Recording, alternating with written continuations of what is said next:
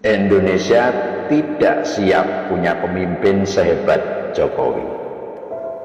Kita harus akui, Indonesia tidak siap punya pemimpin sehebat Presiden Jokowi.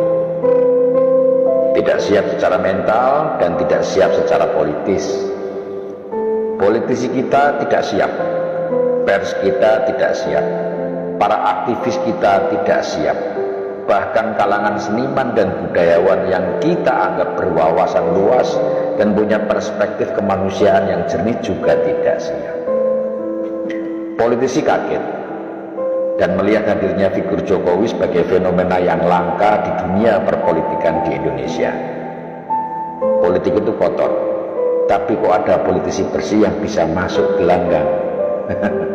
Kalau istilahnya Pak Bambang Pacul, Jokowi ini Korea jenis yang berbeda, mungkin Korea hibrida. Pers dan media kita tidak siap dan cenderung menjadi kikuk dengan hadirnya pemimpin seperti Pak Jokowi. Kalangan pers yang punya jargon bad news is a good news jadi bingung menjual berita mereka. Nulis soal Jokowi isinya baik semua, padahal berita baik tidak menjual. Lalu bagaimana mau untung? Kalau sudah begitu, mau tidak mau media harus membuat pilihan, jadi juru berita pesanan atau menyulap berita baik menjadi seburuk-buruknya. Para aktivis juga tidak siap menghadapi pemimpin seperti Pak Jokowi.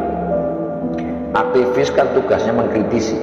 Kalau bahan yang dikritisi tidak cukup untuk dikritisi, lah terus mau mengkritisi apanya? Akhirnya jadi sama seperti media. Kalau mau tetap dibilang aktivis, ya melayani jasa kritik dan demo pesanan saja. Ini aktivis apa hiperaktivis sih? Nggak perlu demo kok harus demo. Kalau aktivis jalanan melayani pesanan mungkin masih masuk akal. Lah ini aktivisnya mahasiswa.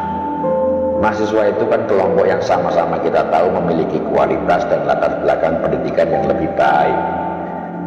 Kalau akhirnya melayani pesanan atau yang sering diledek dengan istilah mahasiswa, lah terus ilmiahnya di mana? Seniman dan budayawan kita tidak kalah kabutnya ketemu sosok pemimpin seperti Jokowi. Grup teater yang biasa mengolok-olok pemimpin korup jadi tidak punya bahan untuk dijadikan naskah pertunjukan. Zaman Pak Harto, zaman Pak SBY masih banyak bahan. Lah zaman Pak Jokowi ibarat sumur, airnya kosong, tidak bisa ditimba.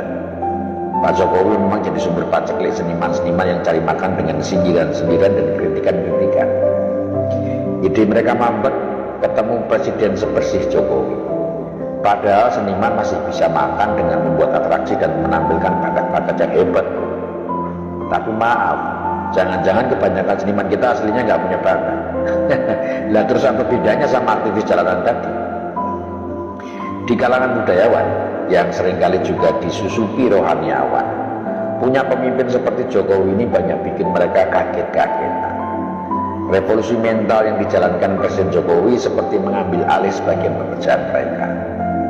Meski banyak yang mengklaim revolusi mental tidak berhasil, tapi kenyataannya kita bisa lihat sendiri. Di masyarakat telah terjadi perubahan perilaku dan sikap yang cukup menonjol, dan semua itu mengarah pada aspek mental.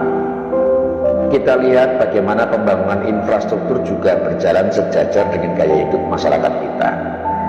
Jalanan tidak sesemrawut zaman dulu. Para pengguna moda transportasi umum tertib menggunakan fasilitas. Ketaatan membayar pajak juga meningkat. Kepatuhan terhadap peraturan juga semakin baik. Toleransi beragama meningkat. Kecintaan terhadap budaya dan produk lokal juga jauh lebih baik. Terus tidak berhasilnya di sebelah mana? Tanpa sadar, budayawan dan rohaniawan kita mulai kurang kerjaan. Dan harusnya mereka bahagia karena itu. Tapi seperti yang kita lihat belakangan, mereka ikut rame-rame menyudutkan presiden. Apa karena mata pencarian mereka mulai berkurang? Kalau iya kan bisa dibicarakan. Tapi ketidaksiapan itu tidak berlaku bagi rakyat atau kelompok awam yang memang sangat merindukan pemimpin seperti Pak Jokowi. Sejak Pak Jokowi menjabat di tahun 2014 sampai hari ini, kepercayaan, kebanggaan, dan rasa cinta rakyat Indonesia kepada pemerintah, terutama presidennya, sangat tinggi. Rating approval hingga awal tahun ini masih di atas 70%. Ini tidak pernah terjadi pada presiden-presiden sebelumnya. Kalau kita lihat di media saat kunjungan ke berbagai daerah, kita melihat masyarakat dengan tulus mengekspresikan kecintaannya kepada presiden. Dan fakta itu yang mau disangkali dan digerus oleh kelompok yang ingin merebut estafet kepemimpinan secara paksa.